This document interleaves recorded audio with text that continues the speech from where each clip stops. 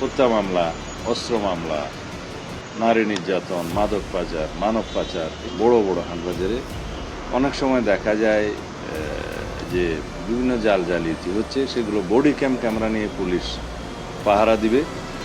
Interim গভর্নমেন্টের সময় কিছু মামলা প্রত্যাহার করা হয়েছে, কিন্তু সেখানে কিছু কিছু মামলা, কিছু শ্রেণীর মামলা অন্তর্ভুক্ত করা হয়নি, যেমন হত্যা মামলা, অস্ত্র মামলা, নারী নির্যাতন, মাদক পাচার, মানব পাচার, এই সমস্ত কিছু মামলা এই আওতাভুক্ত করা ছিল না তখন। আমরা পলিটিক্যাল গভর্নমেন্ট দায়িত্ব নেওয়ার পরে আমরা বিবেচনা করেছি যে আমাদের বিরুদ্ধেও অনেক অস্ত্র মামলা, হত্যা মামলা দেওয়া হয়েছে। এমনকি দেশনেত্রী বেগম খালেদা জিয়ার বিরুদ্ধেও হত্যা মামলা ছিল, অন্তত আমার জানা মতে 2-3টা, যাত্রাবাড়ি, কুমিল্লা সহ বিভিন্ন জায়গায়, 14 গ্রামের মামলা। আমার বিরুদ্ধে একই মামলা ছিল, অস্ত্র মামলাও ছিল। আমাদের অনেক নেতাদের বিরুদ্ধে মাদক মামলা দেওয়া হয়েছিল, নারী নির্যাতন, যে কোনোভাবে যাতে আটক রাখা যায় সে মামলা দেওয়া হয়েছিল। সে জেলা পর্যায়ে যে কমিটিটা আমরা করে দিয়েছিলাম, হেডেড বাই জেলা ম্যাজিস্ট্রেট, ডিএম, এসপি, পিপি এবং আরও একজন প্রতিনিধি আছেন, তারা এই কমিটি প্রজ্ঞাপন দিয়ে জনসাধারণের কাছে জানিয়েছে যে রাজনৈতিক উদ্দেশ্যে প্রণোদিত এবং এই সমস্ত বোমা মামলা, মিথ্যা মামলা যদি কারোর বিরুদ্ধে হয়ে থাকে, তারা যথাযথ একটা ফর্ম আছে, এই ফর্মের মধ্যে আবেদন করবে উইথ আইদার চার্জশিট, এফআইআর এবং এজাহার সহ। চার্জশিট হয়ে থাকলে চার্জশিট সহ, কোন আদালত মামলা ইত্যাদি তথ্য উল্লেখ করে তারা সেটা যাচাই বাছাই করে যদি সত্যিকারভাবে সেই শ্রেণীভুক্ত মামলা হয়ে থাকে, তখন সেগুলো প্রত্যাহারের জন্য সুপারিশ করবে। এগুলো প্রথমে স্বরাষ্ট্র মন্ত্রণালয়ে আসবে। আমরা এর উপরে কোনো আইনি ব্যবস্থা তাৎক্ষণিকভাবে নেব না, আমরা এটা আইন মন্ত্রণালয়ে পাঠাবো। ওখানে আইনমন্ত্রীর সভাপতিত্বে একটা কমিটি আছে, তারা ভেটিং করে যদি সঠিক পায় যে সমস্ত মামলা প্রত্যাহারের জন্য উপযুক্ত মনে করবেন, তারা স্বরাষ্ট্র মন্ত্রণালয়ে পাঠালে আমরা সিআরপিসি 494 অনুসারে সেগুলো প্রত্যাহারের ব্যবস্থা নেব। এই হচ্ছে দ্বিতীয় বিষয়। আর তৃতীয় আরেকটা বিষয় আছে খুব গুরুত্বপূর্ণ। 5th of আগস্টের পরে বৈষম্য বিরোধী আন্দোলনের সাথে সংশ্লিষ্ট বেশ কিছু মামলা হয়েছে, যেগুলো গণহত্যার মামলা এবং আওয়ামী ফ্যাসিবাদী বিভিন্ন মানবতা বিরোধী অপরাধের মামলা।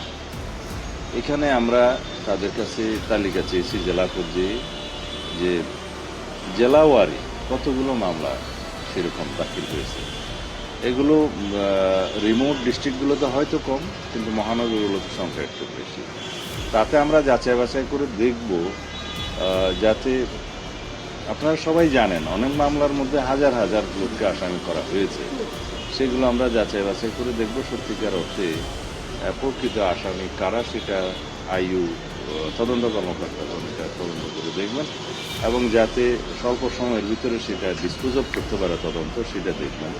আর যাদেরকে উদ্দেশ্যপ্রণোদিতভাবে মামলায় অন্তর্ভুক্ত করা হয়েছে তাদেরকে যাতে নিষ্কৃতি দেয়, সেই সুপারিশটা আমরা করেছি। তবে এটা আইনানুগভাবেই হবে, আইনি প্রক্রিয়াই হবে। আর কি বিষয় ছিল? হ্যাঁ, আসন্ন ঈদুল আজহা উপলক্ষে আমাদের মাননীয় প্রধানমন্ত্রী একটা মিটিং ডেকেছিলেন, তার সভাপতিত্বে আমরা সেই সবার কিছু সিদ্ধান্ত জেলা প্রশাসকদেরকে জানিয়েছি। তাহলে আমরা যাতে ঈদ যাত্রাটা নিরাপদ করতে পারি যাওয়া আসা, এবং সড়কে নিরাপত্তা প্রদান করতে পারে পুলিশ এবং সড়ক পরিবহন বিভাগ, যাতে তারা জনগণের নিরাপদ যাত্রাটা নিশ্চিত করতে পারে, আশাটা নিশ্চিত করতে পারে, সেই জন্য কিছু অনুশাসন দিয়েছেন। সেরকম সিদ্ধান্তগুলোর মধ্যে একটা হচ্ছে সড়ক, মহাসড়কের উপরে কোনো রকমের পশুর হাট অনুমতি দেওয়া হবে না। রেল লাইনের অতি সন্নিকটে কোনো পশুর হাট অনুমতি দেওয়া হবে না। আর যে সমস্ত হাটবাজারে, বড় বড় হাটবাজারে অনেক সময় দেখা যায় যে বিভিন্ন জাল জালিয়াতি হচ্ছে, সেগুলো বডি ক্যামেরা নিয়ে পুলিশ পাহারা দিবে। এবং অনেক জায়গায় জাল নোটের কিছু কারবার দেখা গেছে অতীতের অভিজ্ঞতা, সেখানে জাল নোট ভেরিফিকেশনের জন্য পুলিশের পক্ষ থেকে কিছু মেশিন সরবরাহ করা হবে। ব্যাংকগুলো সেই ব্যাপারে কাছাকাছি যেগুলো তৎপর থাকবে এবং যাতে ডিসিপ্লিন রক্ষা করা যায় সেই জন্য আরও কিছু আমরা ব্যবস্থা নিয়েছি। আর আমরা 7 দিন আগে, ঈদুল আজহার 7 দিন আগে পুলিশ হেডকোয়ার্টারে একটা monitoring cell, central monitoring cell আমরা স্থাপন করব। সারা দেশের সাথে যোগাযোগ থাকবে, মহাসড়কগুলোকে যেখানে যেখানে ক্যামেরা আছে ক্যামেরা দিয়ে মনিটর করা হবে, আর যেখানে যেখানে নাই সেখানে আমরা যথোপযুক্ত ব্যবস্থা করব, যাতে অতীতের অভিজ্ঞতা থেকে আমরা যা শিক্ষা নিয়েছি সেগুলো অ্যাপ্লাই করে যাতে আমরা একটা নজির স্থাপন করতে পারি যে নিরাপদে আমাদের এই ঈদ যাত্রাটা এবং আশাটা নিশ্চিত করতে পারি। সেই জন্য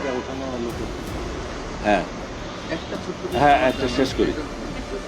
যে সমস্ত জেলায় নৌ পরিবহনের মাধ্যমে ফেরিঘাট আছে আর কি যাতায়াতের, ফেরিঘাটগুলোতে নিরাপদ যাতে যাত্রীরা বাস থেকে নেমে উঠে এবং নামার সময় যাতে আবার নেমে যায়, এটা নিশ্চিত করার জন্য জেলা প্রশাসন, পুলিশ এবং নৌ পরিবহন ডিপার্টমেন্ট সেটা সচেষ্ট থাকবে। সাইনবোর্ড টানিয়ে দিবে, মাইকিং করবে, জনগণকে অনুরোধ জানাবে, সচেতনতা সৃষ্টি করবে যাতে নৌ দুর্ঘটনাটা এবং ফেরির দুর্ঘটনাটা না হয়। এই জাতীয় আরও অনেক সিদ্ধান্ত নেওয়া হয়েছে, আমরা জানিয়েছি। আর চামড়া পরিবহনের বিষয়ে একটা গুরুত্বপূর্ণ তথ্য আছে, সচিব সাহেবকে ধন্যবাদ। আমরা ওই বিসিক থেকে এবং কমার্স মিনিস্ট্রি, ইন্ডাস্ট্রি মিনিস্ট্রি থেকে বিভিন্ন উদ্যোগ গ্রহণ করা হয়েছে। বিশেষ করে গ্রামীণ পর্যায়ে, উপজেলা পর্যায়ে আমরা লবণ সরবরাহ করব বিনামূল্যে, যাতে চামড়া সংরক্ষণ করা যায় 7 দিন পর্যন্ত, এবং ক্রমান্বয়ে ঢাকা অথবা মহানগরগুলোতে যেখানে ট্যানারি আছে সেখানে আসা যায়, বিশেষ করে ঢাকা অভিমুখে, যাতে 7 দিন পর্যন্ত তারা সংরক্ষণ করে এই সময়টা যাতে না আসে। কারণ আমাদের যে সেন্ট্রাল ইটিপি সিস্টেম, তার যে ধারণ ক্ষমতা বা তার যে ক্যাপাসিটি, সেই অনুপাতে অনেক বেশি চামড়া আগমন হলে এট এ টাইম চামড়াগুলো নষ্ট হয়ে যায়, খরিদ্দার থাকে না। যাতে এই ক্ষতিটা না হয় সেই জন্য আমরা 7 দিন পর্যন্ত সংরক্ষণ করি, তারপরে ঢাকা অভিমুখে আসুক, যেখানে আসুক সেই ব্যবস্থাটা করার জন্য আমরা অনুরোধ করেছি, এবং সেটা জেলা প্রশাসন, উপজেলা প্রশাসন মধ্য দিয়ে সংশ্লিষ্ট সকল জায়গায় এটা অবহিত করা হবে, সচেতন করা হবে। এইবার যদি কোনো কোনো ক্ষেত্রে কেউ বিলম্বিত করে থাকে, আমরা ন্যায় বিচারের স্বার্থে হয়তো সেটা বিবেচনা করব পরে আসলেও, সেটার জন্য কোনো হার্ড অ্যান্ড ফাস্ট রুল নাই। তবে আশা করি যারা মামলা করতে আর চান তারা তো বিলম্ব করবেন না।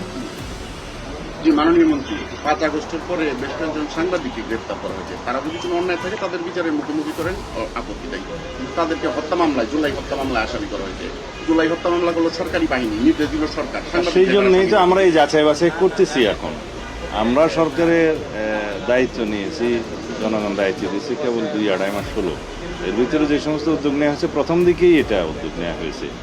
তো এই যাচাই বাছাই কমিটি যেটা করা হয়েছে তাদের মাধ্যমে যদি এটা আসে তাহলে আমাদের জন্য সিদ্ধান্ত নিতে সুবিধা হবে। তাছাড়া ইতিমধ্যে সিআরপিসির 173 যেটা সংশোধন করা হয়েছে তার মাধ্যমেও অনেকে নিষ্কৃতি পেয়েছে, রিলিফ পেয়েছে, তারা সেখানেও আবেদন করতে পারে, অথবা আমাদের নজরে আনলে আমরা সেটা দেখব। আমরা গতকালকে আমাদের বর্ডার গার্ড বাহিনী বিজিবিকে আমরা নির্দেশ দিয়েছি যাতে বর্ডারগুলোতে তারা একটু অ্যালার্ট থাকে, কারণ সেই রকমের সম্ভাবনা দেখি না, যদি হয় যাতে অ্যাড্রেস করতে পারে সেই জন্য আমরা আগে থেকে সতর্কতা অবলম্বন করেছি। তবে আমার মনে হয় সেরকম কোনো ঘটনা ঘটবে না।